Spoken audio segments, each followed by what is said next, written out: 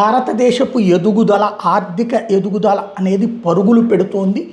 ప్రస్తుతం అధికారికంగా 4వ స్థానానికి చేరింది. జీడిపి విషయంలో $30 ట్రిలియన్ అమెరికా నెంబర్ 1లో ఉంటే $20 ట్రిలియన్ దాదాపు $19.5 ట్రిలియన్ చైనా 2వ స్థానంలో ఉంటే 4.6 ట్రిలియన్ జర్మనీ 3వ స్థానంలో ఉంటే 4.45 ట్రిలియన్ భారతదేశం 4వ స్థానంలో ఉంది.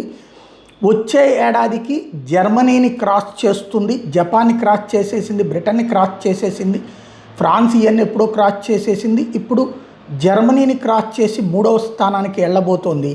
అయితే ఇప్పుడు ఇదే పరుగు కంటిన్యూ అయితే అంటే ఇప్పుడు ఈ సంస్కరణలు మోడీ తీసుకొస్తున్న సంస్కరణలు, నిర్మలా సీతారామన్ అమలు చేస్తున్న ఈ ఆర్థిక విధానాలు కంటిన్యూ అయితే 2047-48 నాటికి $26 ట్రిలియన్ భారత జీడిపి చేరుకుంటుంది.